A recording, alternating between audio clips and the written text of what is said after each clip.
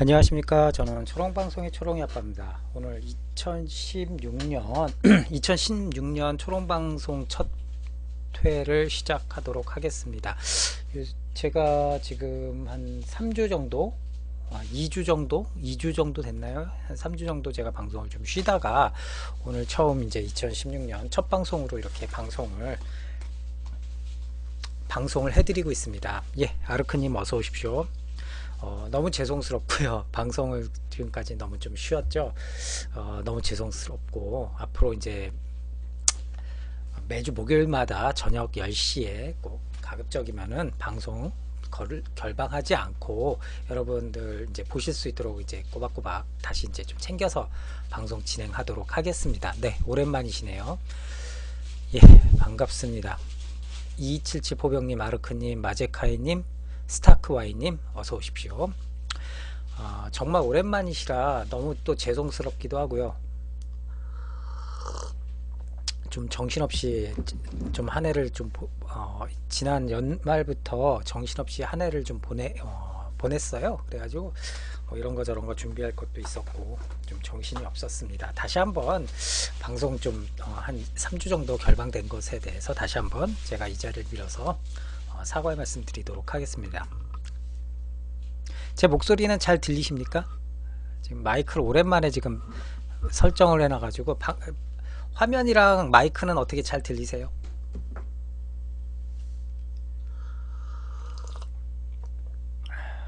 답변이 없으셔가지고 이게 제 목소리가 잘 나가는지 화면이 잘 나가는지 제가 확인하기가 좀 어렵네요. 잘 나와요? 다행입니다. 저희 방송 오늘 처음 보신 분도 계시겠고 뭐 지금까지 계속 보신 분도 계시겠고 오늘은 여러분들께 이제 오랜만에 이제 여러분들께 방송을 하면서 또 재미난 또 장비를 하나 가지고 나왔어요. 그래서 여러분들께 예, 고맙습니다. 스티커 너무 감사드립니다. 재미난 장비를 제가 갖고 나왔는데 여러분들께 소개를 좀 시켜드리려고 합니다. 좋아하시는 분들은 되게 좋아하실 거고 좀 관심 없어 하시는 분들은 또 관심 없어 하시고 그래가지고 이게 호불호가 좀 많이 갈리는 장비예요. 그래서 이따가 제가 설명을 드릴 거고요. 그 장비를 설명하려면은 사실 이 실총 얘기도 좀 해야 되는데 실총 얘기를 또 안 좋아하시는 분도 계시더라고요. 에어소프트건 얘기만 해달라 하시는 분도 계시는데 사실 우리가 이 에어소프트건 즐기시려면은 밑바탕에는 이 실총에 대한 지식 어느 정도 이 기본 지식은 좀 있어야지 재밌게 이제 이 에어건에 대해서 또 이렇게 파고들고 할 수 있지 않겠습니까? 그래서 오늘은 에어소프트건도 새롭게 여러분들께 소개를 시켜드리지만 그에 앞서서 실총에 대해서도 좀 몇 가지 실총에 대해서도 여러분들께 같이 얘기를 좀 오랜만에 얘기를 좀 나누는 시간을 갖도록 하겠습니다. 여러분 총이 언제 나왔을까요? 총이 언제 나왔을까요? 한번 우리 좀 옛날로 한번 거슬러 올라가 볼까요? 요즘에 나오는 이런 자동권총도 있는데 이런 자동권총도 있지만 진짜 초창기 정말 초창기에 총이라는 제품이 우리 이 역사에 나온 게 언제쯤이었을까요? 천 몇백 년도에 몇 월 달에 어떤 전투에 처음 나오고 그렇게까지 아실 필요는 없겠고 임진왜란 때는 이미 본격적으로 그때는 1590년대에는 이미 본격적으로 화약이 아주 그냥 광범위하게 사용이 됐죠. 예, 제가 말씀드린 거는 대포가 아니라 핸드캐논이라고 그래가지고 원래 총 자체는 우리나라에서도 이제 이렇게 개인이 휴대해서 사용하는 이제 핸드캐논부터 이제 거슬러 올라가겠죠. 옛날에는 그래서 제가 이제 보드판을 여러분들께 간단하게 설명을 드리려고 보드판을 제가 하나 갖고 왔어요. 그래서 요거는 이제 초창기 이제 총 모양을 제가 대충 한번 그려본 거고 화약을 통해서 뭔가 추진력을 내보내서 그 폭발하는 압력 가스로 인해서 뭔가를 내보내는 거는 대포가 처음 이제 중국에서 화약이 발명이 돼가지고 대포를 가지고 이렇게 대포에다가 뭐 이렇게 해가지고 여기에 바퀴 하나 달고 대포에다가 이렇게 쇠구슬 하나를 집어넣어요. 쇠구슬을 집어넣기 전에 뭘 집어넣죠? 화약을 붓죠. 화약을 이렇게 화약을 집어넣고 여기 구멍 조그맣게 뚫어 가지고 화약에다가 불을 붙여줘야 되니까 심지를 이렇게 놓고, 그리고 나서 뭐 이렇게 동구스로만 철포탄을 집어넣습니다. 꾹꾹 집어넣죠. 그래가지고 다져가지고 안에다가, 그래가지고 화약이 있고 그 화약을 이 심지가 불을 붙여서 화약을 순간적으로 폭발을 시킵니다. 그러면은 화약이 폭발하면서 이 밀폐된 대포 이 총열이죠. 이 밀폐된 대포 총열에서 엄청난 고압가스가 발생하면서 이 철포탄을 날려보내는, 이게 이제 초창기 대포이고 가장 기본적인 원리예요. 총의 기본적인 원리라고 보시면 되겠죠. 대포가 이 대포가. 그래서 초창기에는 초창기 총들은 개인이 쓰는 핸드캐논 혹은 이제 진정한 개인의 진정한 이제 개인 화기라고 본다면은 화승총이라고 있죠. 화승총 똑같아요. 구경만 더 조그매지고 길이만 짧아지고 무게만 줄어드는 거예요. 개인이 들어가는데 이렇게 방아쇠가 있어가지고 초창기에 이렇게 방아쇠랑 시어가 있고 이 여기에 이렇게 격침이 있어가지고 이 격침에는 뭘 달을 수 있냐? 심지를 달아요. 화승총 심지를 달아줍니다. 그리고 여기 접시가 있어가지고 화약 접시가 있고 안에는 그 구멍이 뚫려 있어요. 화약 접시 쪽에는 이렇게 총열 안쪽으로 연결되는 구멍이 뚫려 있어가지고 안에 조그만 쇠구슬을 집어넣어 주는데, 쇠구슬을 먼저 넣는 게 아니죠. 화약을 먼저 여기 총열 입구에다가 화약을 부어주고 그 다음에 이렇게 쇠구슬 같은 거를 집어넣어 주고 꼬챙이로 꾹꾹꾹꾹 다져줍니다. 다져준 다음에 이 접시에다가 화약을 살짝 부어 가지고 기다리는 거예요. 심지는 당연히 불을 붙여 놓고 기다리는 거죠. 그래서 옛날 초창기 라이플맨들은, 화승총 라이플맨들은 심지를, 긴 심지를 여러 개를 갖고 다니기도 했어요. 그래가지고는 결정적인 순간에 방아쇠를 딱 당기면은 불 붙은 심지가 화약 접시에 불을 붙여줘 가지고 화약 접시에 있는 화약이, 소량의 화약이 뇌관이 돼주는 거죠. 그래가지고 이 안쪽에 있는 주 장약 화약에 이제 폭발을 유도를 시켜주죠. 불을 붙여줘서 뻥 터지면서 순간적으로 총열에 이 총알이, 쇠구슬이 나가는 겁니다. 초창기에는 그래서 보통 납을 많이 사용을 했죠. 거의. 왜냐하면 납 같은 경우는 비중이 무거운 대신에 그 동그랗게 만드는, 쉽게 이렇게 불만 있으면 쉽게 녹여가지고 이렇게 틀만 있으면 동그랗게 자기가 본인이 직접 납총알을, 이렇게 동그란 납총알을 이렇게 진흙이라든지 뭐 이런 틀 통해 가지고 이렇게 부어 가지고 만들어 가지고 손쉽게 탄을 만들었거든요. 가공성이 좋았어요, 납이. 그래서 납을 사용을 해 가지고 탄을 쓰고 화약과 납 그리고 심지만 있으면은 이렇게 활용이 되는 거죠. 대신에 단점이 많겠죠. 당연히 화승이니까 불을 붙여야 되니까 비가 오면은 쏠 수가 있을까요, 없을까요? 못 쐈어요. 그래가지고 이 화승총이 많이 나오는 영화는 당연히 임진왜란을 극화시킨 영화나 드라마에 많이 나오는데 제대로 표현한 게 있을까? 화승총 특히 좀 그래도 우리나라 근래에 많이 드라마에서 화승총 많이 나온 게 그거 같아요. 추노에서 그 공영진이 화승총 라이플 여러 자로 매가지고 거의 공스나이퍼라고 그러죠. 공스나라고 그러죠. 공스나이퍼 역할을 해주죠. 아주 절실하게. 화승총을 그런 식으로 사용을 하죠. 예, 화승총이 아니라 삼총사는 뭐냐면은 화승총 다음 세대예요. 머스켓티어. 총사라는 게 머스켓티어라는 의미거든요. 옛날에는 총 자체가, 총을 다루는 것 자체가 하나의 기사와 비슷하게 이렇게 어떤 전문 군인의 그 기사화 시켜가지고 전문 군인 직종이었어요. 그래서 머스켓티어라고 하죠. 그게 이제 총사라는 의미로 하는데, 그거는 이제 이 상태에서는 근데 화승이 아까 말씀드린 대로 심지에 불을 붙여가지고는 대기해야 돼. 결정적인 순간에 타이밍 재가지고 불을 붙여가지고는 기다렸다가 심지를 격철에다가 붙여가지고는 방아쇠를 당겨가지고는 쏴야 되니까 너무 번거로운 거예요. 비가 오면 사용을 못했어요. 그러니까 그러다가 개발된 게 가장 많은 획기적인 개발이 된 거죠. 그러다가 개발이 된 게 뭐였냐? 바로 플린트락이라고 하는 머스켓, 부싯돌 소총이 된 거죠. 부싯돌. 여기가 화승이 아니라 심지가 아니라 여러분들 제가 그림을 잘 못 그려가지고 근데 이게 그림 실력이 미천해가지고 아무튼 이런 원리인데 잘 아시죠? 이렇게 돼 있어가지고 격침이에요. 이게 이렇게 총이 있으면은 여기에 부싯돌이 들어가고 여기에 또 부싯돌과 맞닿는 부분이 있어가지고 화약 접시에 맞닿는 부분이 있어요.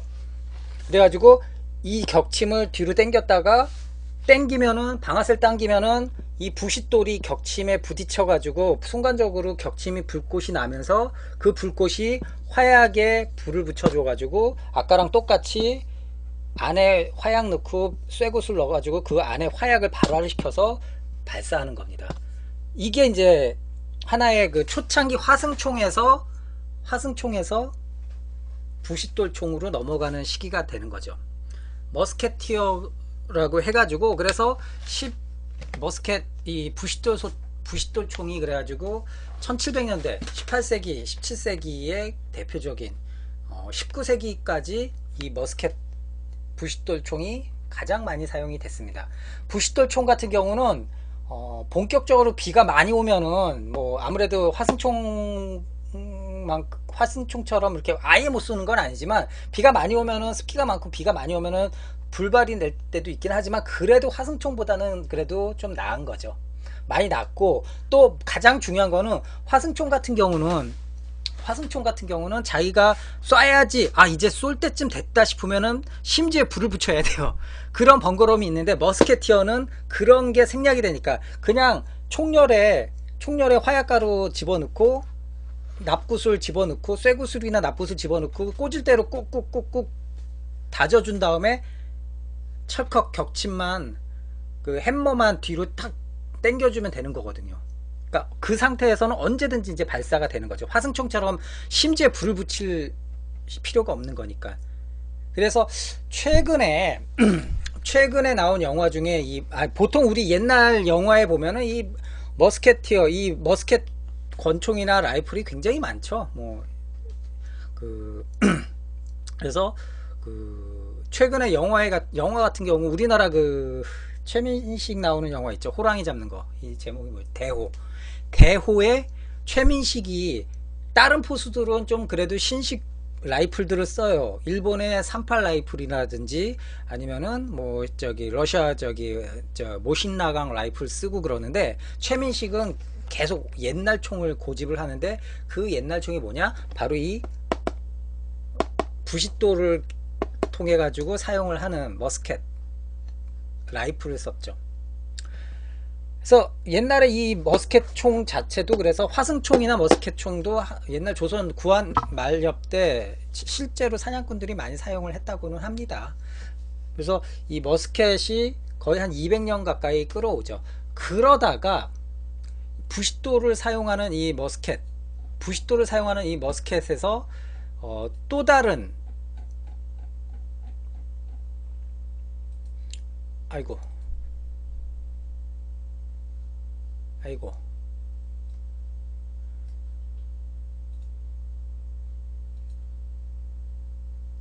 지금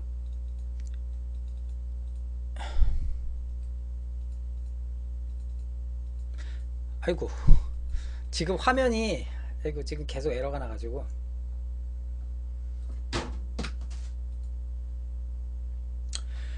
부싯돌을 사용한 이 머스켓이 계속 끌다가 다시 또 발전을 하죠.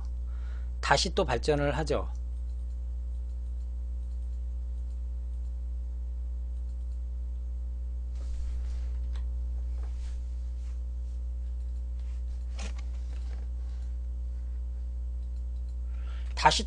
하는 게 아, 화면이 이게 지금 계속 저기가 되네.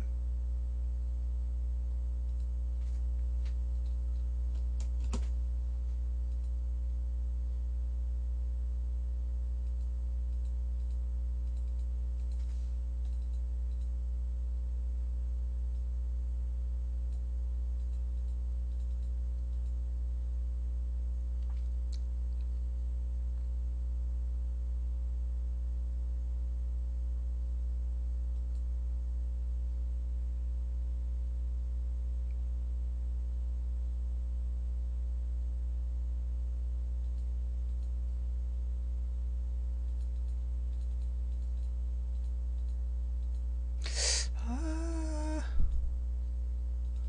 화면이 지금 이상해요.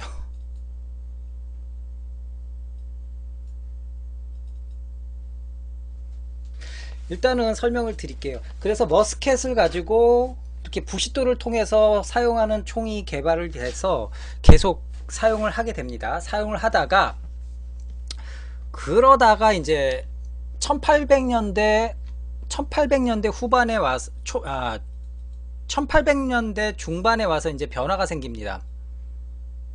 어떤 변화가 생길까요? 바로 뇌관, 프라이머리라고 그러죠. 뇌관 화약이 개발이 된 거죠. 캡 화약이라고 그래가지고.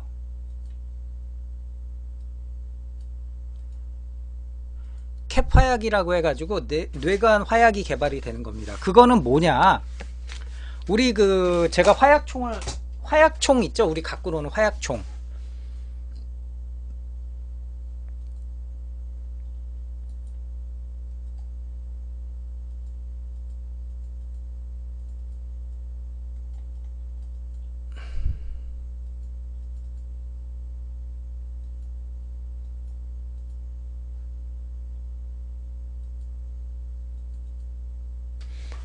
그 제가 오늘 좀 여러분들께 보여드리려고 갖고 왔는데 이게 시중에서 1,000원에 파는 화약총이에요. 화약총이에요.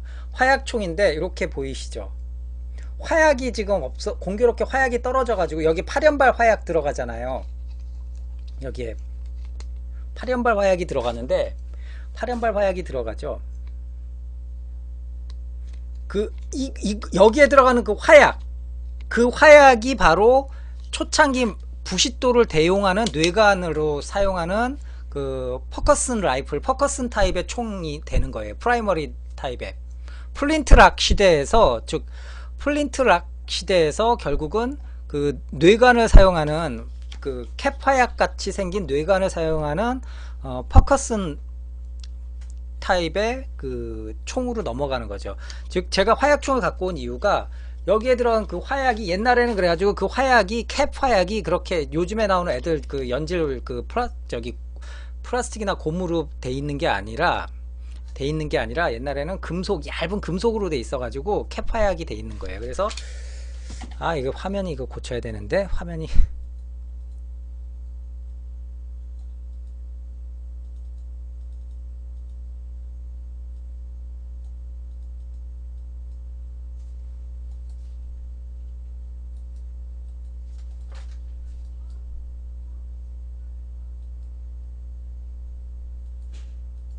그래서 아까 그 캡 화약 끼우는 것처럼 이 뇌관을 때려주는 부분이, 그러니까 이제는 니폴이라고 돼 있어가지고 이렇게 돼 있어요. 이렇게 돼 있어가지고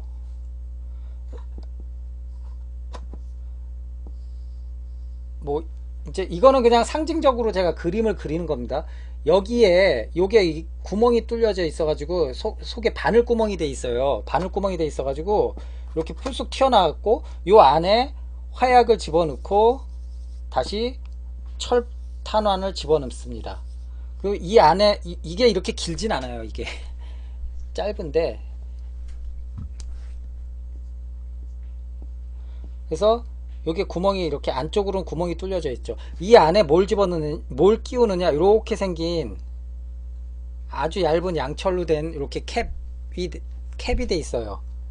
그래가지고 이 안에 화약이 있는 거예요. 이렇게 요만큼.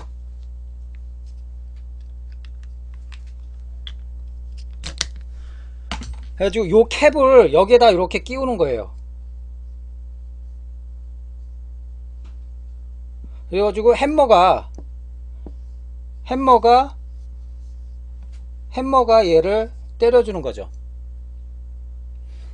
해머가 얘를 때리면 요 캡의 안에 있는 화약이 터지면서 요 조그만 바늘구멍으로 불을 붙여주는 거예요. 안에 장약을 불을 붙여주는 거예요. 그래서 얘가 뇌관 역할을 해주는 거예요. 프라이머리. 그래서 이거 같은 경우는 이거 같은 경우도 부싯돌에서 결국은 부싯돌에서 머스켓에서 플린트 락에서 캡 락건으로 넘어가는 시기가 된 거죠. 1800년도에. 잘 안 보이시나요?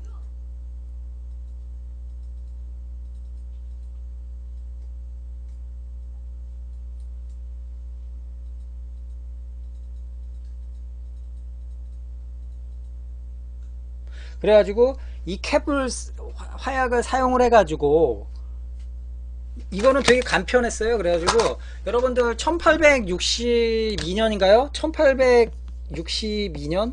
63년? 이때 미국에 어떤 전쟁이 일어납니까?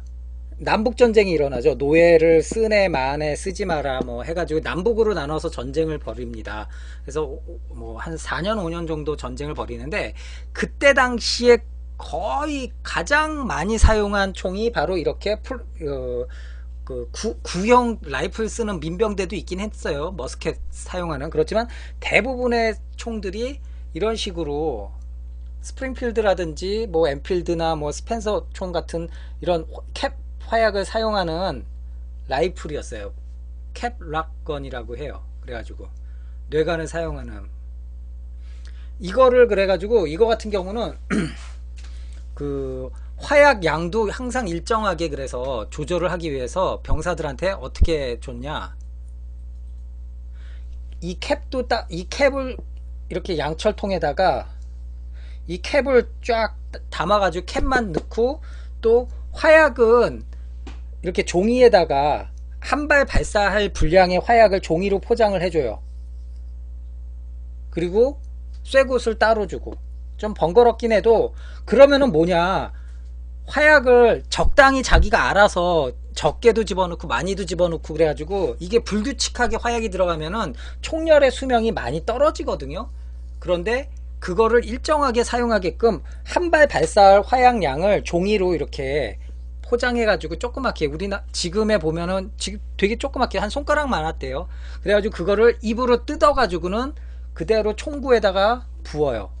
그 다음에 쇠굿을 굴려 집어넣고 꼬짓대로 다져주고 캡화약을 요 니플에다가 끼워준 다음에 햄머 땡겨가지고 빵 쏘면은 격발이 되는 거죠. 그렇게 해가지고 이 캡 락건이라고 하죠. 보통은 이거를 보통을 많이 사용을 했고, 그러면서 여러분들 그러면서 연발총이라는 연발로 발사할 수 있는 이 리볼버의 개념의 총들이 초창기 총들이 1800년대 중반부터 나오기 시작합니다. 그래서 가장 유명한 총 중에 처음 본격적인 연발총이 패터슨, 콜트사에서 패터슨, 오늘 콜트를 소개시켜 드릴 거니까 패터슨 피스톨이라 그래가지고 콜트 M1938 해가지고 패터슨 라이플이라는 게 있고, 그거는 똑같아요. 걔도 리볼버긴 한데 이렇게 패터슨 피스톨 같은 경우는 5연발이에요. 그래서 캡화약을 이렇게 5개를 집어넣어요. 그리고 실린더의 구멍에 실린더가 구멍이 이렇게 5개가 있어요. 그러면은 캡화약 5개 끼우고 실린더 구멍 5개 있고, 그럼 거기에 화약을 5개 구멍에 화약을 다 집어넣고 쇠구슬을 탄두를 집어넣고 꾹꾹 다져주는 거죠. 그렇게 해가지고 장전해서 착각 해가지고 싱글 액션으로 쏘는 거예요. 5연발. 패터슨 피스톨 같은 경우는 재밌어요. 그래가지고 햄머를 당겨야 숨어있던 방아쇠가 탁 나와요. 그렇게 해가지고 쏴서 쏘고, 이게 이제 콜트사를 창업한 사뮤엘 콜트가 처음 만든 리볼버, 연발 리볼버 개념의 리볼버였었던 거죠.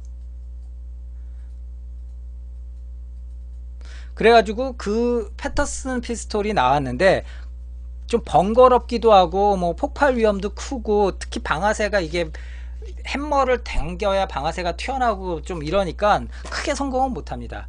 이거를 가지고 이제 또 다른 저기 그 사뮤엘 워커라는 양반이 콜트를 찾아가 가지고 좀 이런 거 개량했으면 좋겠다 해가지고 나온 총이 이제 보통 통상 워커 피스톨이라고 하는 1947 콜트 M1947 워커 피스톨. 워커 피스톨 같은 경우는 6연발로 이제 5연발이었던 패터슨을 항상 상시 방아쇠를 달아주고 6연발로 바꿔줍니다. 6연발로 바꿔주고 뭐 그 외에 이 캡 화약 이 뇌감 이 캡을 끼우는 건 마찬가지예요. 일일이 구멍에다가 화약 이렇게 집어넣고 탄도 굴려서 이렇게 집어넣고 다져주고 해가지고 쏴야 되는 건 마찬가지고, 그게 그러다가 다시 19 저기 그 다음에 나온 게 이제 드라곤이죠. 드라곤 나오고 1948 나오고, 드라곤이라고 그래가지고 약간 좀 작게 만들고 작고 가볍게 만든 드라곤 피스톨. 드라곤 피스톨부터는 어떤 하나의 변화가 생깁니다. 변화가 생기는 게 화약을 구멍마다 캡 화약은 그대로 쓰는데 화약을 구멍마다 이렇게 넣어주는 게 아니라 화약을 원시적으로나마 탄피를 씁니다. 즉 실린더가 이렇게 구멍이 6개 있으면은 여기에 화약을 그 전까지 화약을 이렇게 집어넣는데 구멍에, 그게 아니라 종이로 원시적으로나마 종이로 밀봉을 해가지고 여기에 쇠구슬을 집어넣어줘요. 그러니까 탄피인데 가장 그 종이 탄피를 만들어주는 거죠. 그래서 안에 화약을 채우고 앞에를 쇠구슬을 막아주고 그거를 여기에 6개를 집어넣습니다.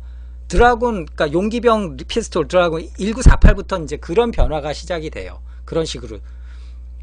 그 스미스 웨슨 그때는 이제 초창기에는 그래가지고 그런 어떤 그런 카트리지라는 자체가 이렇게 금속으로 만들어진 게 아니라 종이로 그래서 만들어진 거라고 보시면 돼요. 초창기에. 그래가지고 이거를 종이를 화약을 꾹꾹 이렇게 6개를 집어넣는 거죠. 이렇게 화약가루를 일일이 집어넣고 탄두를 집어넣어가지고 다지는 것보다는 그래도 굉장히 많이 탄 재장전하는 데 있어서 굉장히 많은 시간을 절약하게 되는 거죠.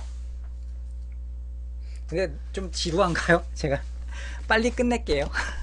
그렇게 해가지고 하다가 그 이후에 뭐 저기 콜트 뭐 네이비 리벌버라든지 뭐 저 아미 1860 아미 리벌버 나오다가 결국은 결정판이 나오게 됩니다. 바로 금속 카트리지를 본격적으로 채용한 리벌버가 나옵니다. 그게 뭔지 아세요? 그게 뭘까요? 콜트 오늘 소개시켜드릴 싱글 액션 암입니다. 싱글 액션 암이에요. 이 녀석이 앞서 나왔던 그런 선배들 뭐 패터슨 피스톨 혹은 워커 피스톨 뭐 드라곤, 제가 쉽게 이제 그냥 기억하시라고 이렇게 해요. 원래 제식 명칭들이 있어요. 1938 콜트 M1938 콜트 M1947 1948 뭐 이런 식으로 1951 뭐 1960 이런 식으로 네이비 피스톨 아미 피스톨 이런 식으로 가고, 뭐 포켓 네이비 포켓 뭐 이런 식으로 여러 종류가 또 작게 나온 것도 있고 구경에 따라서 조금씩 또 차이가 있는데, 걔네들은 다 이 프라이머리 화약을 끼우고 종이 카트리지를 쓰든지 화약가루를 부어서 쏘든지 하는 초창기 원시적인 리벌버, 연발 리벌버라고 보시면 돼요. 그런데 그러다가 1873년도에 1872년도에 미국의 육군의 미 육군의 의뢰를 받은 콜트사가 사뮤엘 콜트는 죽었죠. 뭐 그 이후에 사뮤엘 콜트가 죽고, 아무튼 콜트사가 개발을 착수해서 1873년도에 출시를 한 게 바로 이 녀석이었어요. 혹시 지금 혹시 제 말씀 잘 들리세요? 지금 채팅이 잘 안 올라와 가지고 지금 방송이 잘 되는지 제가 확신이 안 쓰네. 좀 불안하네. 너무 조용들 하셔가지고. 그래가지고 싱글 액션 아미 같은 경우는 가장 큰 특징이 본격적인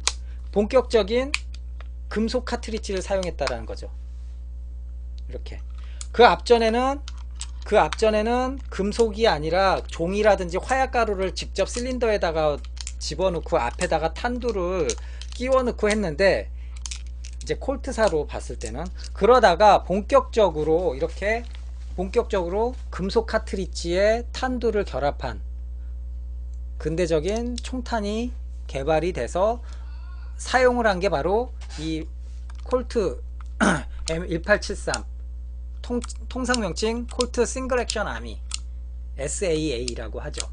그리고 뭐 또 다른 별명으로는 피스메이커라는 게 서부 개척 시대 때 아까 말씀드렸던 다양한 그런 조금 번거로운 연발 권총들이 있다가 본격적인 서부 개척 시대 때 남북전쟁 끝난 직후부터 가장 많이 사용됐던 민간이나 군용이나 가장 많이 사용된 리볼버가 바로 이 싱글 액션 아미라고 보시면 돼요.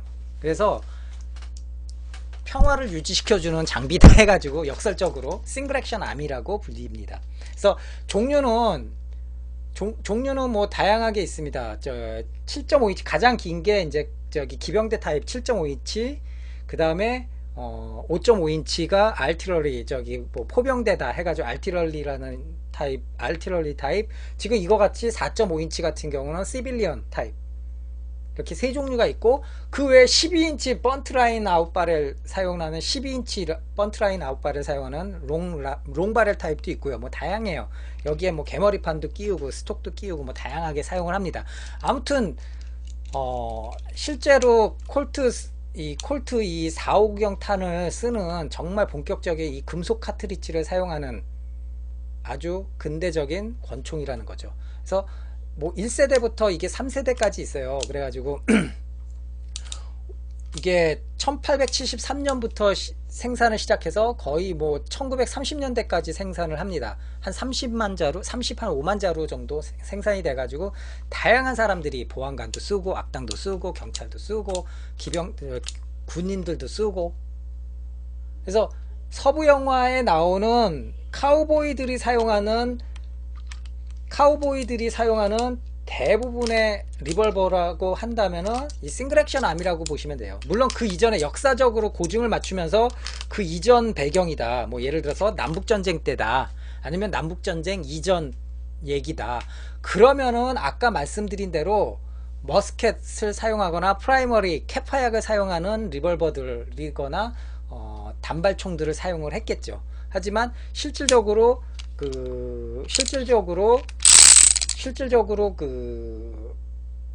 우리가 영화 속에서 보는 카우보이들이 사용하는 리볼버면은 거의 99%는 거의 이렇게 싱글 액션 아미를 사용을 합니다.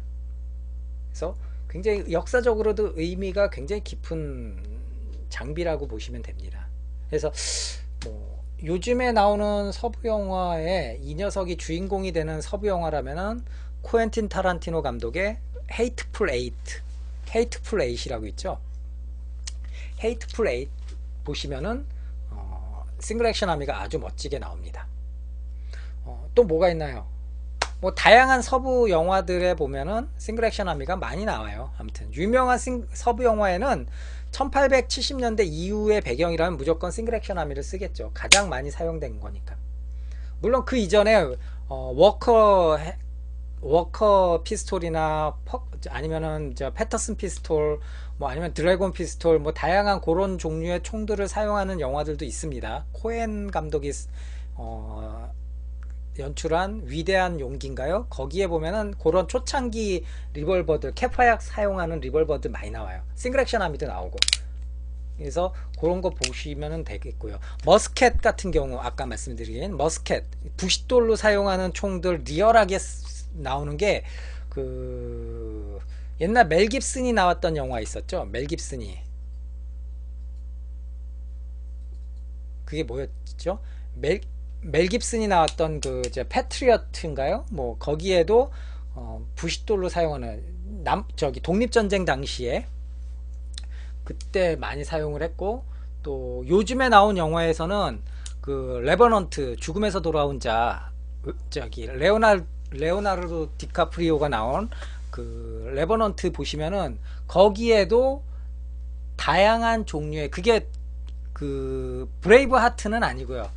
그 다양한 종류의 그 저기 1820년대가 배경이에요. 그 레버넌트 레오나르도 디카프리오 나오는 영화. 그래가지고 보면은 그 영화 보신 분들 아시겠지만 막 인디언들이랑 싸우고 뭐 저기 하고 뭐 막 그 초창기 미국의 개척 시대 때 초창기, 그러니까 대부분이 다 뭐냐, 저기 부싯돌 머스켓을 사용하는 그 머스켓 라이플들을 대부분 사용하죠. 그래서 머스켓 라이플 구경하시려면은 실컷 보시려면은 레버넌트 보셔도, 영화 레버넌트 보셔도 되겠고, 지금 오늘의 주인공인 싱글 액션 아미 같은 경우는 그 저기에서 보시면 되겠고요. 아까 말씀드렸던 헤이트풀 에잇 보시면은 아주 지겹게, 정말 지겹게 보실 수 있고요. 라스트 모이칸도, 라스트 모이칸도 똑같아요. 아까 1700년대 후반이었나요? 그게 역사적 배경이. 그 라스트 모이칸에서도 부싯돌로 사용하는 라이플을 사용을 합니다. 그러니까 그런 초창기 총들 보시려면 그런 영화들 보시면 많이 보실 수 있어요. 하지만 가장 우리가 서부 시대 그 카우보이의 총 하면은 역시 싱글 액션 아미예요. 싱글 액션 아미가 초창기에 처음 출시했을 때 싱글 액션 아미가 얼마에 팔렸는지 아세요? 17달러였어요. 17달러에 팔리니까 그때 당시 돈으로는 물론 좀 비싼, 뭐 그렇게 저렴한 가격은 아니더라도 그 이게 옛날 같은 경우는, 옛날에 부싯돌 그 머스켓이라든지 뭐 이런 옛날 라이플들은 그 하나하나 한 명이 하나하나 이렇게 재료 가지고 하나하나 이렇게 주섬주섬 해가지고 만들어요. 장인 정신을 갖고.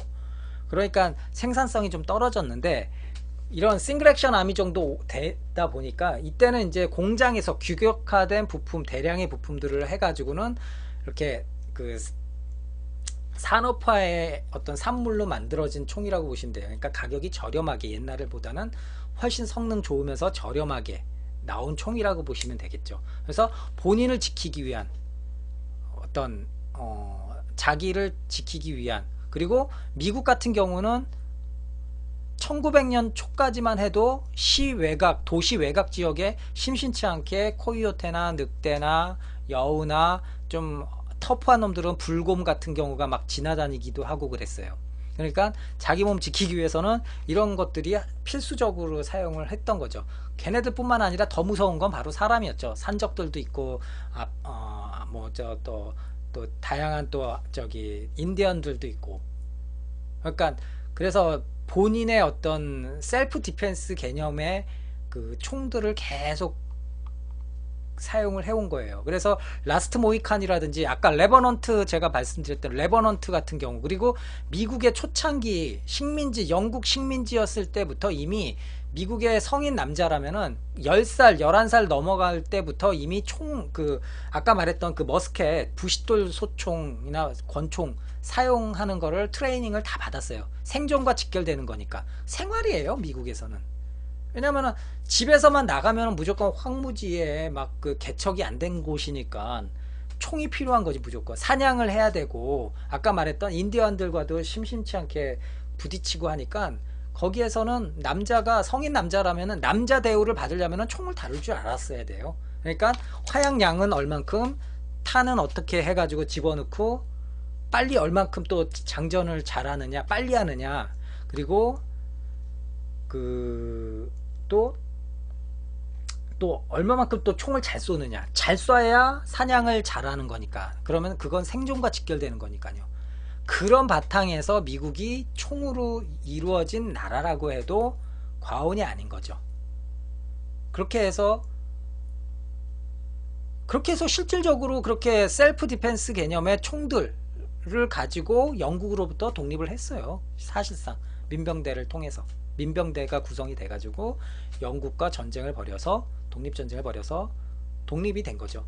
본인들이 본인을 지키기 위한 무기를 가지고 결국은 독립을 이뤄낸 나라예요. 그러니까 그 나라에서 그 기풍이 그러한 분위기가 지금까지도 수정헌법 2조에 그래서 이제 본인 지키기 위한 총에 대한 어떤 자유를 보장한다라는 게 딱 박혀 있는 거죠. 그것 때문에 지금까지도 수많은 총들이 미국을 다니는 겁니다. 계속 지금 흘러다니는 거예요. 그거를 어느 한순간에 오바마 대통령도 많이 노력을 하고 민주당 쪽에서도 많이 노력을 해가지고 계속 규제를 하고 어떻게든 억제를 시키려고 하는데 완전히 없애는 건 불가능해요. 그동안 뭐 벌써 뭐 몇 억 자루가 뭐 3억 자루 이상이 풀렸는데 그거를 지금부터 규제한다 그러면은 결국은 서민들이 민간인들이 반발을 하게 되는 거죠. 범죄자들은 이미 의무로 이미 불법적으로 총을 많이 갖고 있는데 자기를 지킬 수 있는 합법적인 수단의 방어 수단을 규제한다라고 해서 발끈 일어나는 거죠. 그러니까 그렇게 해서 미국 내에서의 어떤 총에 대한 분위기, 총에 대한 갈등이 그런 바탕에서 시작이 된 거죠.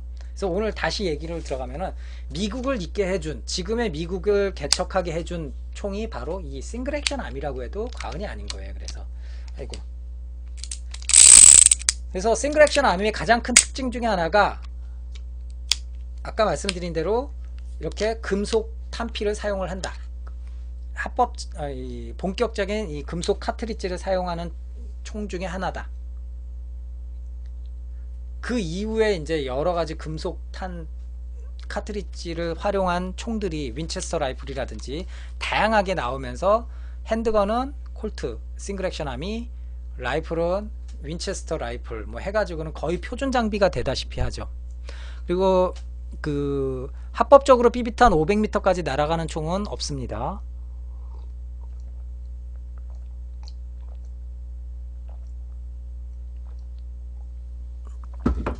오늘 제가 소개시켜 드리는 거는 싱글 액션 암이에요. 이게 싱글 액션 아미는 지금까지 에어소프트건으로는 싱글 액션 아미가 가장 대표적인 에어소프트건은 역시 다나카였죠. 리볼버의 다나카 해가지고 다나카 커스텀웍스에서 싱글 액션 아미를 여러 종류 만들어냈습니다. 그래서 아까 말씀드렸던 7.5인치, 5.5인치, 4.5인치 만들고 5.5인치인데 그 여기 저기 존 웨인 얼굴 프린팅된 실린더에 존 웨인 얼굴 프린팅된 그 이글 타입인가요? 그게 정확히 어떤 버전이었는지 기억이 안 나는데 그것도 나오고 뭐 다양한 싱글 액션 아미를 다나카 웍스에서 판매를 했어요. 페가서스 시스템을 집어넣어 가지고 페가서스 시스템은 뭐냐? 한마디로 해서 실린더 자체가 가스탱크예요. 그래서 싱글 액션 아미는 그래도 그나마 싱글 액션 아미는 좀 덜하죠. 왜냐하면 얘가 실린더가 얘는 안 튀어나오잖아요. 스윙아웃이 안 되잖아요. 그런데 현대적인 리볼버들은 스윙아웃 옆으로 철커덕하고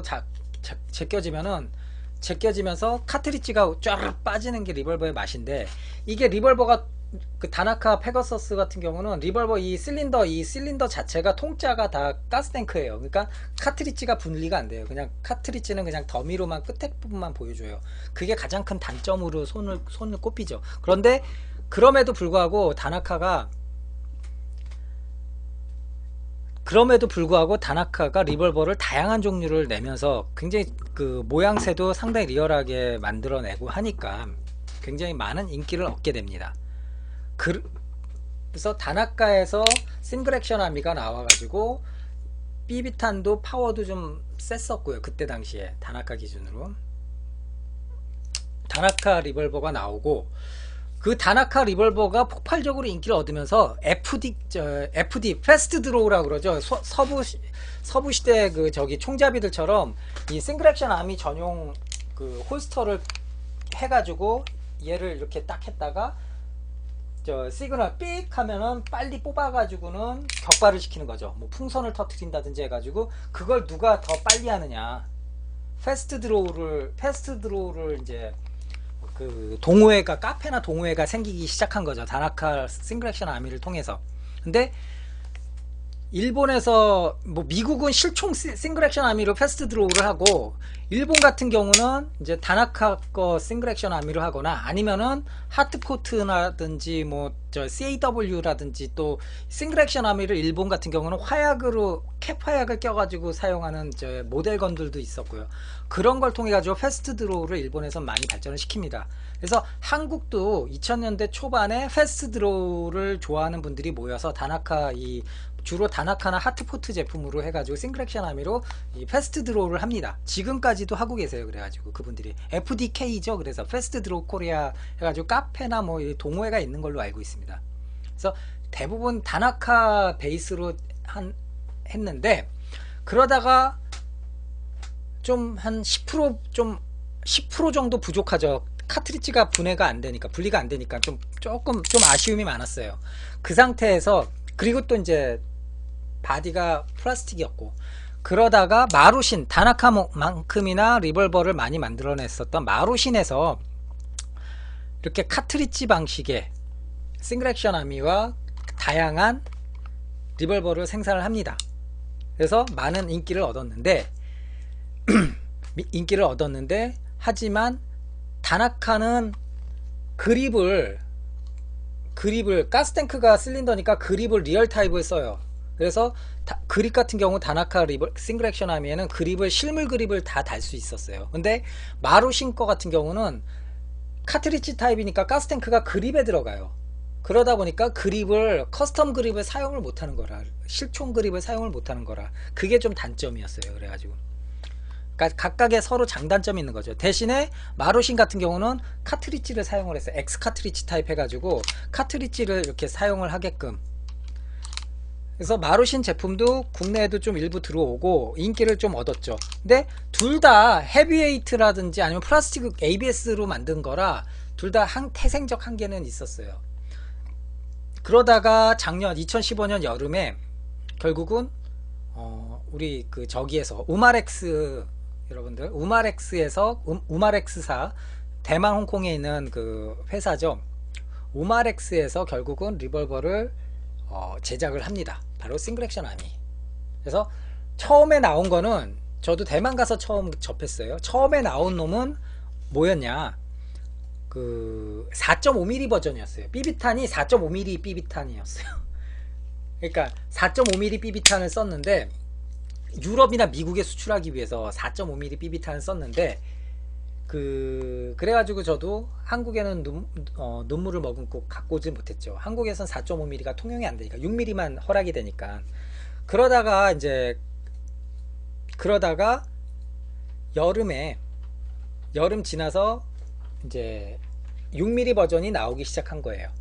그래서 우마렉스에서 6mm 버전의 그 싱글 액션 아미를 출시를 해서 선보이고 한국에도 지금 들어와서 판매가 되고 있고요. 가장 큰 특징은 뭐겠습니까? 지금 뭐 소리 들어보시면 아시겠지만 가장 큰 특징은 바로 풀메탈이라는 거. 그러니까 일본제 제품들은 따라올 수 없는 어떤 매력이라고 할 수가 있겠죠. 풀메탈로 만들어진 싱글 액션 아미예요.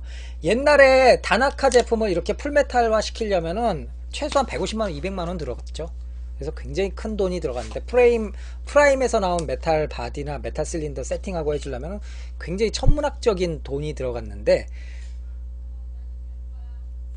우마렉스에서는 아예 기본으로 풀메탈로 이렇게 만들어주고 다양한 버전으로 만들어줍니다. 뭐냐 다양한 거, 오늘 제가 여러분들께 보여드린 거는 바로 이게 그 앤틱 버전이에요. 즉 좀 썩음썩음하죠. 좀 벗겨지기도 하고 약간 썩음썩음하죠. 앤틱 버전이 있고요.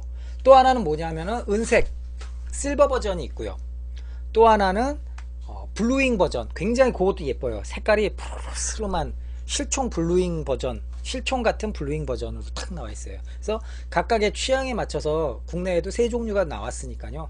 취향에 맞춰서 이제 여러분들 보시면 될 것 같아요. 저 개인적으로는 이 저 개인적으로 이렇게 이 좀 썩음썩음한 앤틱 버전을 저는 제일 좋아했어요. 대만에서도 앤틱 버전만 눈에 띄더라고요. 물론 블루잉 버전도 예쁘긴 해요. 근데 블루잉 버전은 이렇게 터프하게 못 쓸 것 같아. 막 만지고 막 쓰면은 막 손때 묻을 것 같고, 블루잉 버전은 막 기스 날 것 같고, 그래서 신경이 쓰이더라고요. 근데 예쁘긴 블루잉 버전도 되게 예쁜데, 이렇게 좀 어느 정도 터프하게 좀 갖고 놀고 그러려면은 이렇게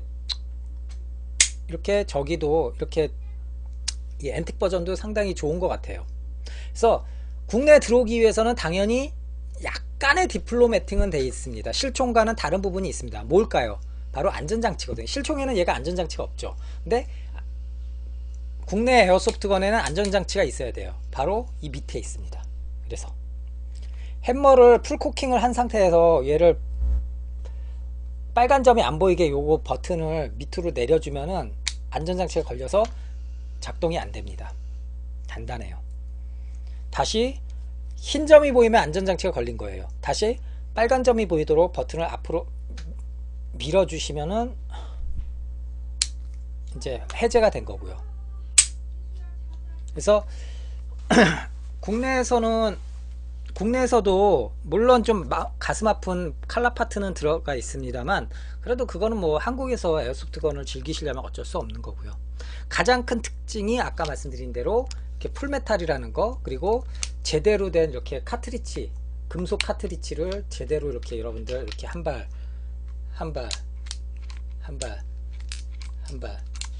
이렇게 실총처럼 아주 그냥 뛰어난 리얼리티를 자랑을 합니다. 아니 물론 이게 그 실총처럼 이렇게 카트리지 빼내는 요 바가 있어요.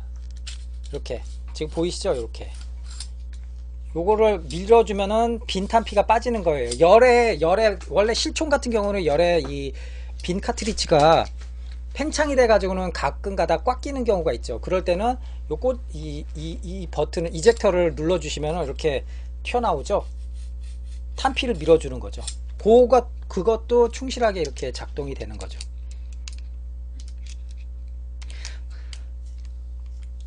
그래서 상당히 재밌어요. 이렇게 한 발 한 발 집어넣어 주는 게, 렛치 딱 열고 이렇게 착.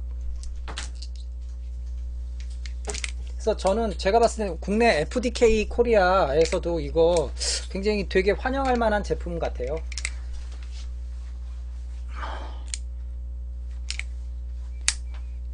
하프 코킹에서 이렇게 실린더가 돌아가요. 그리고 새 거를 구입하시면은 실린더가 약간 뻑뻑해요. 지금 이거 같은 경우는 약간 좀 가공을 시켜줘가지고 이렇게 좀 원활하게 촤륵 소리가 나게끔 좀 가공을 약간 시켜줬는데, 새 거를 구입하시면은 조금 빡빡하다라는 거, 그거는 좀 감안을 하셔야 됩니다. 그리고 딱 하나, 지금 이거는 시빌리언인데 그 원래는 싱글 액션 아미 같은 경우는 눈썰미 좋은 분들은 아시겠지만 프론트 사이트가 이렇게 볼록, 원래 그 상어 지느러미 샤크테일 타입으로 이렇게 돼 있거든요. 근데 많은 사람들이 그게 홀스터에서 뺄 때 이 프론트 사이트가 걸린다고 그래가지고 이걸 좀 이렇게 좀 잘라냈어요. 실총에서도. 근데 지금 이거 같은 경우는 우마렉스에서는 그거를 좀 그 잘라낸 부분을 좀 이렇게 뭐랄까요, 모델화 시킨 거예요. 원래는 이게 좀 더 이렇게 볼록 튀어나온 부분도 있어요. 샤크테일 타입도 있는데 실전적인 양반들은 이걸 쳐냈거든요. 이렇게 얇게. 그래서 홀스터에서 뺄 때 걸리지 말라고 그거를 모델화 시켰다고 보시면 됩니다. 딱 하나 아쉬운 게 뭐였냐면은, 딱 하나 아쉬운 게, 쏘면은 이게 가스 리벌버니까 쏘면은 햄머가 이렇게 딱 돼야 돼요. 실총처럼 햄머가 이렇게 딱 가야 되는데, 얘가 그러면 가스 밸브를 계속 누르게 되니까 안 돼요. 그러니까 요게 살짝 이렇게 좀 튀어나와요. 한 2-3mm 정도 튀어나와요. 요게 가장 좀 어떻게 보면은 고증과는 조금 아쉬운 부분이라고 할까요? 그래서 이렇게 원래는 이렇게 가면 딱 좋은데, 쐈을 때. 근데 그렇게 되면은 밸브를 누르게 되기 때문에 그게 안 되는 거죠. 그래서 요게 딱 살짝 이렇게 떠요. 햄머가. 그게 가장 좀 아쉬운 부분이고, 실질적으로 풀코킹 할 때도 약간 더, 제가 기억하기로 요거보다 약간 한 2mm 정도 더 뒤로 가야 되는데, 한 1-2mm 정도 더 뒤로 가야 되는 것 같은데, 그것도 조금 덜 간 것 같아요. 느낌이. 그거는 한번 실총 그 사진이랑도 한번 비교는 해봐야 되겠는데, 그거는 뭐 제 느낌이니까 그게 맞다 틀리다라고 말씀드리긴 뭐하고, 제 느낌에는 햄버거 풀코킹 했을 때 햄버거가 조금 약간 좀 덜 간 것 같은 느낌. 그리고 요거는 명확하게 덜 들어가는 거. 방아쇠 누르고 눌러주면 이렇게 완전히 들어가긴 해요. 원래 이게 정상이죠, 쐈을 때. 근데 그게 좀 아쉬운데, 아쉬움을 뒤로 하고 감안하더라도 풀메탈 바디에 이 카트리지 방식으로, 리얼 카트리지 방식으로 사용할 수 있다라는 것만 해도 충분히 그 값어치는 있다고 생각이 들어요. 프로포션, 그 외 프로포션은 굉장히 좋고요. 또 하나 조금 아쉬운 게 뭐냐면은, 원래는 실총 같은 경우는 이렇게 실린더 해제 버튼이 있어요. 실린더 해제 버튼을 누르고 요 앞에 실린더를 고정하는 요 핀을 뽑으면은 실린더가 해제가 돼야 되는데, 얘 같은 경우는 그게 안 먹혀요. 얘 같은 경우는 그게 안 돼요. 실린더 해제가 안 돼요. 실린더 해제하려면은 얘는 이제 프레임을 뭐 분해를 해야 되는 것 같더라고요. 그게 조금 아쉬움이 있는데, 뭐 그거는 뭐 그렇게 뭐 실린더를 뭐 빼고 뭐 그거는 크게 뭐 사용하는 데, 평상시 사용하는 데 있어서는 뭐 그렇게 많이 저기가 안 되니까요. 하여튼 상당히 매력적인 놈인 것 같아요. 그래서 가장 그 환상적인 게 역시 가장 환상적인 게 가장 환상적인 게 역시 이 소리, 이 소리가 가장 환상적이고, 싱글 액션 아미는 뭐 좋아하시는 분들은 아시겠지만, 이 사운드가 작동음이 척커덕, 이 소리가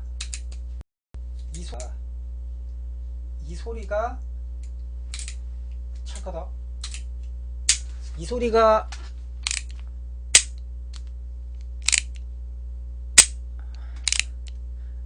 이 소리로 아주 그냥 즐거움을 느끼는 총이거든요.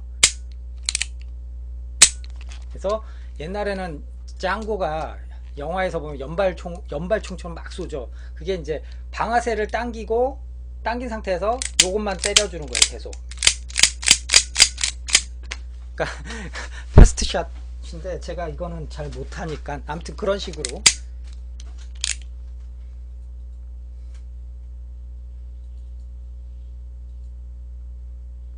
그래서 지금 뭐 시중에서도 이거는 지금 판매를 하고 있는 걸로 알고 있습니다. 그래서 뭐 싱글 액션 아미 좋아하시는 분들 굉장히 좋은 제품이 될 것 같습니다. 뭐 손재주 좋으신 분들은 그립도 실물 그립 구해서 좀 약간만 좀 라운딩 주고 약간만 좀 파내시면은 쓸 수 있을 것 같아요. 그러니까 가공만 좀 하시면은 가능할 것도 같은데, 하나 구해가지고 한번 도전해 보시면 더 좋을 것 같고요. 그래서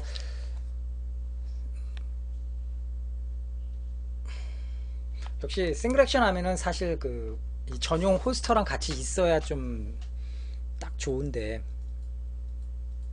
그게 조금 아쉽긴 하죠. 홀스터가 없으면은. 그래서 오마렉스에서 이렇게 박스도 이렇게 심플하게 이렇게 박스도 심플하게 이렇게 나옵니다. 그래서 뭐 다른 건 없고, 박스 열면은 본체랑 간단한 매뉴얼 들어있고요. 국내에 이렇게 합법적으로 총포협회 검사 받고 KC 인증 받고 들어온 제품이니까 뭐 안심하고 여러분들 구입해서 사용하시면 될 것 같습니다. 굉장히 오랜만에 제가 방송하면서 굉장히 진짜 신제품다운 신제품을 소개시켜 드린 것 같아서 기분이 좋아요. 그래서 나중에 뭐 기회가 된다면 나중에 블루잉 버전이나 실버 버전도 나중에 한번 같이 또 소개를 시켜 드리도록 하겠습니다. 그래서 보시면은 상당히 만족스러우실 거예요. 비비탄 같은 경우는 이렇게 카트리지가 있으면 이 앞에 비비탄이 들어갑니다.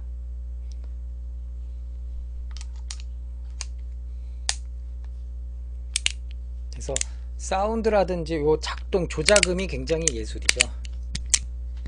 척커덕 탁 척커덕. 그래서 나중에 이 녀석이 번트라인 아웃바렐 12인치짜리 롱타입 그것도 나오면 정말 예술일 것 같아요. 메탈이기 때문에. 옛날에 플라스틱 다나카 버전으로도 그 번트라인 아웃바렐 버전, 아웃바렐이랑 이너바렐까지 세트로 해서 옛날에 판매가 된 적이 있었거든요. 근데 그게 단점이 플라스틱 바디이다 보니까 약간 좀 길어지니까 좀 타이트하게 잡아주지 못하는 느낌? 그런 게 있었는데, 만약에 우마렉스 버전으로 그런 번트라인 아웃바렐 버전이 나오면은 굉장히 좀 만족스러울 것 같아요. 그래서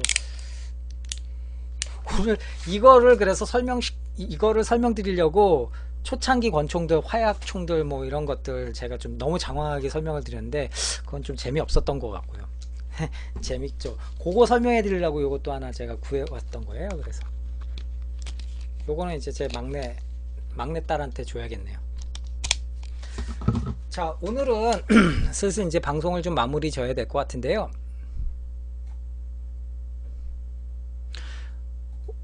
오늘은 여러분들께 초창기 서부 개척 시대 때 최고의 장비라고 일컬어지는 싱글 액션 아미를 소개를 시켜드렸습니다. 그래서 실질적으로 이 싱글 액션 아미와 함께 미국이 평화를 찾고 과장되게 말하면은 본격적으로 개척 시대를 열었다라고 해도 과언이 아니죠. 그래서 어떤 상징적인 의미고 가장 미국적인 총 중에 하나라고 보시면 되겠죠. 그래서 얘가 3세대까지 있어요. 1세대는 1873년부터 1950년대까지 나오고, 2세대가 50년대부터 70몇 년도까지 나왔나? 뭐 그랬을 거예요, 아마. 그리고 70년도부터 뭐 90년도인가? 뭐 그런 식으로 소량 나왔고, 점점 이거는 이제 초창기 버전 형상화됐고, 점점 이제 생산될수록 좀 더 고급화되고, 재질도 좋아지고. 그렇죠. 그래서 지금도 싱글 액션 하면은 미국에서도 민간 시장에서도 어렵지 않게 구하실 수 있을 거예요. 그리고 3세대 싱글 액션 아미보다는 아무래도 이런 오리지널 초창기 버전이 물론 당연히 골동품적으로 앤틱 버전으로 골동품의 값어치가 훨씬 더 비싸기도 하고 값어치가 있겠죠. 그래서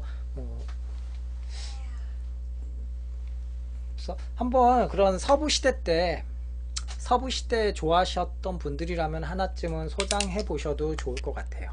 그래서 나중에 제가 또 다음 주나 다다음 주에 만약에 기회가 된다면은 싱글 액션 아미 요거 말고 앤틱 버전 말고 블루잉 버전도 한번 같이 좀 소개를 시켜 드리도록 하겠습니다.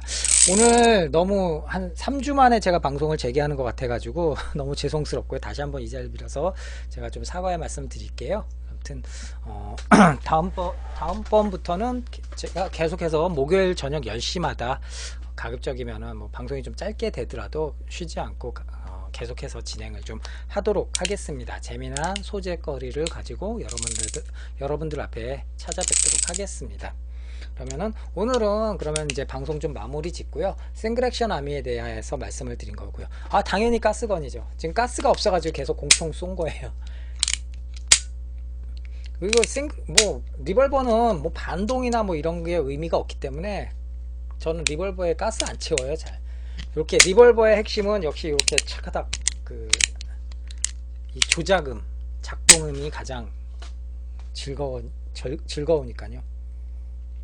그래서 아르크님 이것도 뭐 아르크님 가셨던 그 샵에 아마 이 녀석 보실 수 있을 거예요. 가서 만약에 흥미 있으시면 가서 한번 구경해 보세요. 직접 보실 수 있을 겁니다. 허버트님 이제 방송 마무리 지려고 하니까 또 들어오셨네요. 그러면 저는 오늘이 14일이니까 21일날 목요일날 저녁 10시에 또 찾아뵙도록 할게요. 그때도 재미난 또 소재를 가지고 여러분들과 대화 나누는 시간을 갖도록 하겠습니다. 퍼버트님 안녕하십니까? 너무 죄송스럽습니다. 오늘 10시에 방송을 했고요. 지금 이제 방송 마무리되는 시간이라 아프리카TV 다시 보기를 봐주시거나 아니면은 내일이나 모레 정도에 유튜브에 또 올라갈 거니까 유튜브 방송 봐주시면 감사하겠습니다. 너무 죄송해요. 그리고 다음 주부터는 제가 목요일마다 저녁 10시에 또 찾아뵙도록 하겠습니다. 규칙적으로 가급적이면은 빠지지 않고 여러분들 곁을 찾아뵙도록 하겠습니다. 너무 죄송합니다.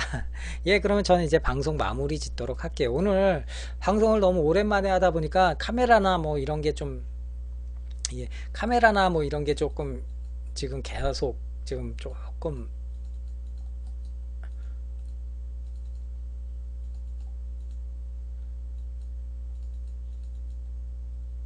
조금 이상했는데, 그래서 제가 좀 원활하게 방송을 좀 진행을 못했는데요. 제가 그거는 다시 설정해 가지고 다음번 방송 때는 제대로 좀 잘 좀 방송 진행을 하도록 하겠습니다. 예, 그러면 너무 감사드리고요. 2277 포병님, 아르크님, 퍼버트님, 기타 또 많이 다녀가셨던 분들께 다시 한번 감사의 말씀 전해드리도록 하겠습니다. 저는 목요일날 찾아뵙도록 하겠습니다. 저는 지금까지 초롱 방송 진행 맡았던 초롱이 아빠였고요. 목요일날 다음주 1월 21일 목요일날 저녁 10시에 찾아뵙도록 하겠습니다. 감사합니다.